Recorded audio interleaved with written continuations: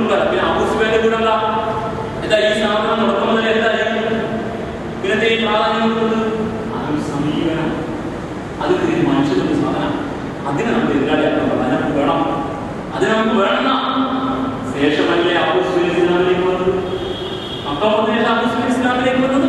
ബന്ധപ്പെടാം റസൂലുള്ളാഹി സ്വല്ലല്ലാഹു അലൈഹി വസല്ലം വഹി എഴുതി വെച്ചത്. വഹി എന്ന ഈ രഹസ്യമായ സാധനമല്ലോ, ഏത് റസൂലിന്റെ ആ ഖുർആൻ കേൾപ്പിച്ചത് എഴുതി വെച്ച് ഭദ്രമാക്കി ഒരു പ്രശ്നം വരാതെ നടന്നു കൂടാതിരിക്കണം.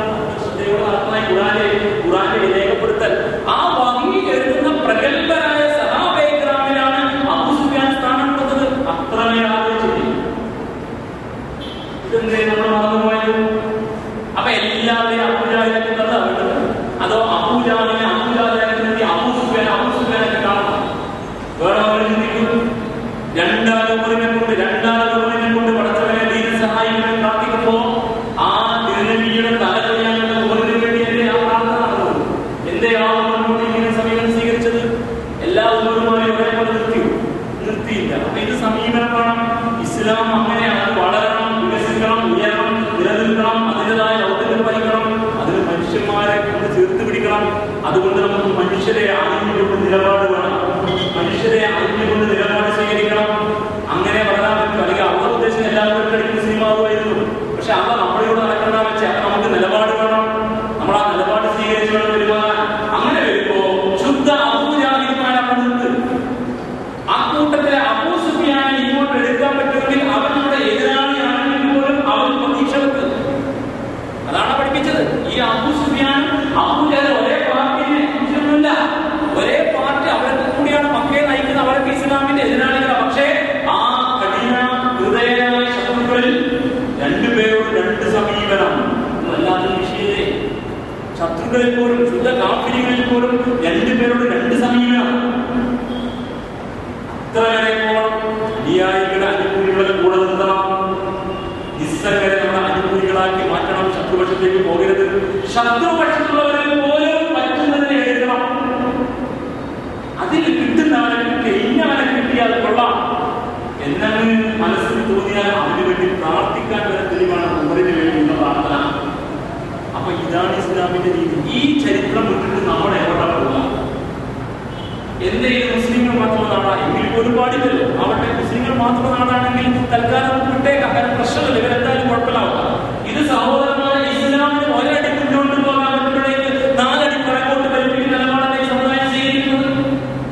ഒരടി മുന്നോട്ട് വെക്കാൻ ഈ സമുദായം ഒന്ന് പാകപ്പെടുമ്പോഴേക്ക് 4 അടി പുറകോട്ട് വലിപ്പിക്കുക. എന്നിട്ട് ഏത് ഇസ്ലാമിന്റെ വിജയത്തിനാണ് നിങ്ങൾ പ്രാർത്ഥിക്കുന്നത്? അപ്പൊ നിലപാടുകൾ, ഈ നിലപാട് ശക്തമായ ഒരു നീതിശാസ്ത്രം പഠിപ്പിക്കുന്നത്. അതുകൊണ്ട് വിശ്വാസികളും തമ്മിൽ ഉള്ള രഹസ്യങ്ങൾ പങ്കുവെക്കാം. വിശ്വാസികളും പങ്കുവെക്കുന്ന ഉള്ള രഹസ്യം, അതാണ് ആത്മീയത്തിനുള്ള ബന്ധം. ആ രീതിയിൽ ഇസ്ലാമിന്റെ എതിരാളികളായ കാഫിരികൾ, അങ്ങനെ തന്നെ ശത്രുക്കൾ, ഇസ്ലാമിനെ അറിഞ്ഞിട്ടും ഇസ്ലാമിനെ എതിർക്കുന്നവരുമായി ഉള്ള ബന്ധം, ആത്മബന്ധുത്വം പാടില്ല. ഔലിയാക്കളായി സ്വീകരിക്കും. ആ ബന്ധം ആരുടെ പാടുള്ളൂ? നമ്മൾ തമ്മിലെ പാടുള്ളൂ. അഥവാ രഹസ്യങ്ങൾ പങ്കുവെക്കുന്ന ബന്ധം വിശ്വാസം തമ്മിലെ പാടുള്ളൂ. രഹസ്യങ്ങൾ പങ്കുവെക്കുന്ന ബന്ധം വിശ്വാസികൾ പുറത്തുണ്ടായാൽ മദീനത്തെ സംഭവിക്കാം. മദീനയിൽ പിൽക്കാലത്ത് മുനാഫിക്കുകളായ നിലപാട് ചെയ്യുന്നത് മുസ്ലിംകൾ തന്നെയാണ്. മുസ്ലിമിനകത്താ, ഇസ്ലാം സമുദായത്തിനകത്തായി മുനാഫിക്കുകളുടെ രഹസ്യം ചോദിച്ച് അപ്പുറത്ത് കൊടുക്കാറില്ലല്ലോ തുടങ്ങി. അതുകൊണ്ടല്ലേ മുനാഫിക്കുകളുടെ ലിസ്റ്റ് അല്ല പറഞ്ഞു കൊടുത്തത്. ഇന്ന ആളുകൾ മുനാഫിക്കുകളാണ്. ആരെക്കുറിച്ച് അവരുടെ സമുദായത്തിൽ അപ്പുറത്തുകളെ കുറിച്ച് അല്ല, അടുത്തുകളെ കുറിച്ചാ. പ്രവാചകരെ അങ്ങയുടെ കൂടെയുള്ള ഇന്ന ആളുകൾ മുനാഫിക്കുകളാണ് കേട്ടോ. അവർ ഹിന്ദത്തിൽ നരകത്തിന്റെ അടിയില്ല. അവർ നിങ്ങളെ ഒറ്റുകാരാണ്. അതുകൊണ്ട് കരുതണം. ഈ ലിസ്റ്റൊക്കെ പഠിപ്പിച്ചു കൊടുത്ത് പേരൊക്കെ എഴുതി പറഞ്ഞു കൊടുക്കാം. അതുകൊണ്ട് അവരുടെ സദസ്സിൽ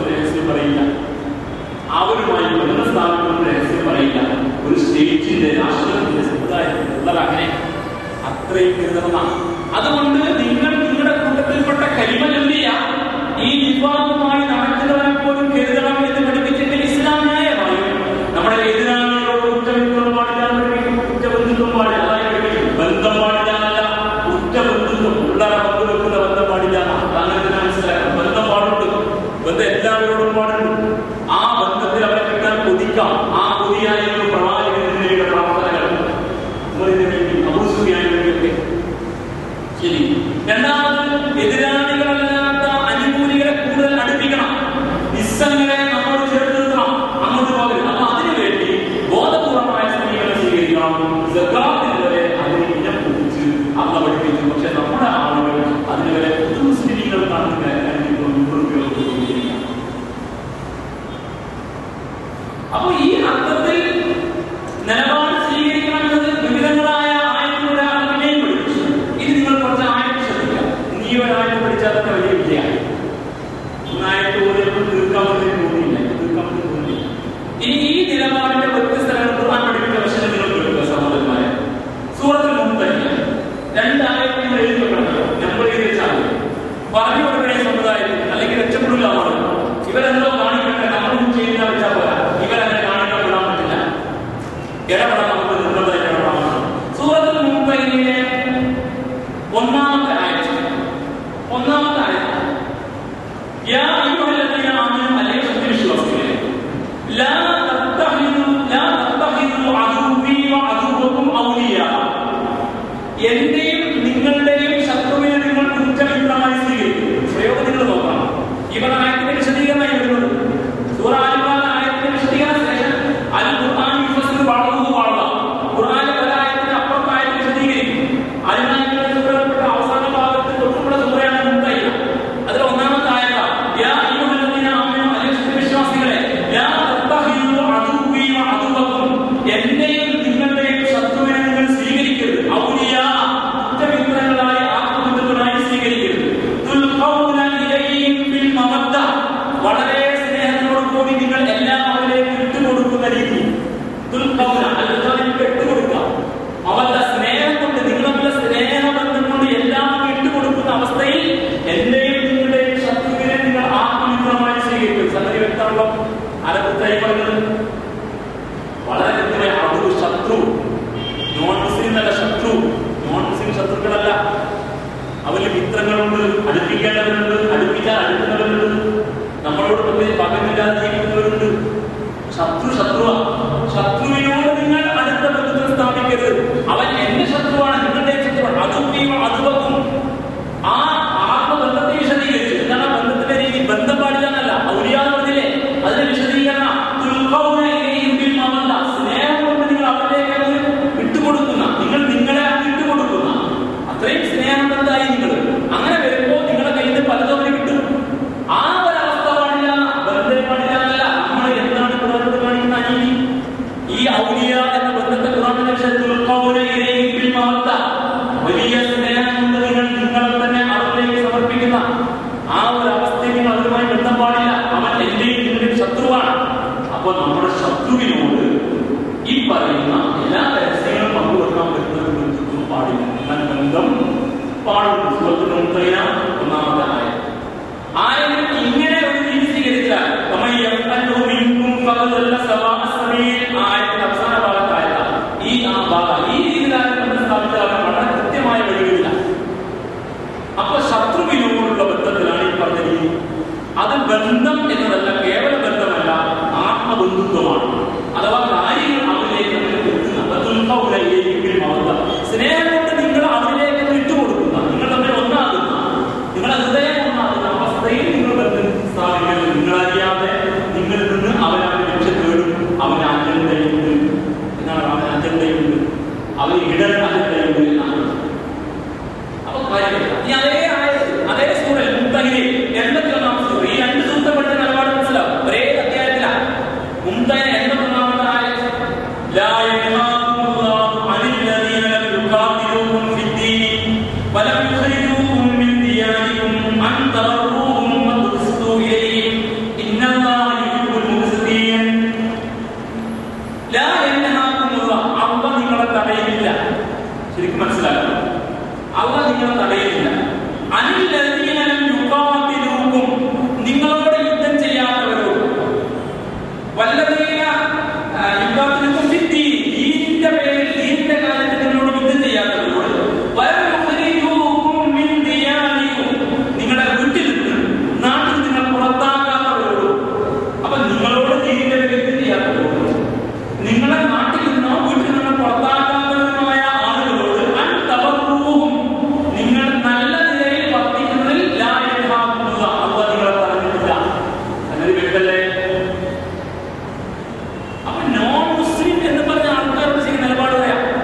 ശത്രുവിനോട് പറഞ്ഞ നിലപാടാണ്. ഇനി അല്ലാത്തവരോടോ അവത്തിനോട് യുദ്ധം ചെയ്തിട്ടില്ല, നിങ്ങളെ നാട്ടിൽ നിന്ന് പുറത്താക്കാനോ ഈ രാജ്യത്ത് നിങ്ങളെ പുറത്താക്കാനോ ശ്രമിക്കുന്നവരല്ല.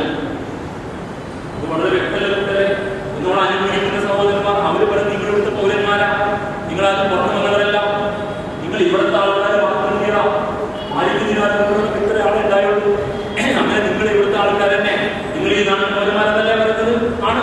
ഈ ഭരണഘടന തകർത്ത് ജീവിക്കുന്ന ഇവർക്കൂടെ ജീവിക്കാൻ അവകാശമുണ്ടെന്ന് നമുക്ക് വേണ്ടി സംസാരിക്കുന്നുണ്ടല്ലോ, അതാണ് അനുഭവിക്കുന്നത്. ഇനി അങ്ങനെ ഇടപെടാത്ത കുറെ ആൾക്കാർ അവരുടെ ഇവിടെ എല്ലാവരും ജീവിക്കണം, അവർ നമ്മുടെ എതിരാളിയല്ല അനുകൂലിയല്ല, പക്ഷെ അവർക്ക് മുസ്ലിം ഹിന്ദു ഒക്കെ ജീവിക്കണം, ക്രിസ്ത്യാനി ജീവിക്കണം, നിസ്സംഗരായ ആൾക്കാർ അവരോട് നിങ്ങൾ എന്താ കാണിക്കുന്നത്? അല്ല ഇങ്ങനെ പറഞ്ഞിരിക്കേ. അപ്പൊ അല്ല പറയാം, നിങ്ങളെ നാട്ടിൽ നിന്ന് പുറത്താക്കാത്ത, നിങ്ങളെ വീട്ടിൽ നിന്ന് പുറത്താക്കാത്ത, നിങ്ങളോട് തീരെ യുദ്ധം ചെയ്യാത്ത ആ ആളുകളോട് അന്ന് നിങ്ങളെ തടഞ്ഞിട്ടില്ല. അൻതവർക്കും അവരോട് നിങ്ങൾ ബിർറ് ചെയ്ത്, ബിർറ പുണ്യം, ബർറ ബിർറ് എന്തായി പുണ്യം? ബിർറുൽ വാലിദൈൻ പഠിച്ചിട്ടില്ലേ? മാതാപിതാക്കൾ പുണ്യം ചെയ്യണം. എന്തെന്നായി പറഞ്ഞത്? മാതാപിതാക്കൾ ചെയ്യുന്ന കാര്യം എന്താ? അതിനകത്ത് അതേ പദായിക്കുന്നത് ഖുർആന്റെ പദങ്ങളൊന്നും കഴിയില്ല. അത് നമുക്ക് വേണ്ട വിഷയത്തിൽ മാത്രം വരേണ്ടതും അല്ലാത്തതിന് വരയില്ലാത്തതാണ്. അൻതവർക്കും നിങ്ങളവരോട് പുണ്യം ചെയ്യണം. എന്താ പുണ്യം ചെയ്യാം? മാതാപിതാക്കളെയാണ്.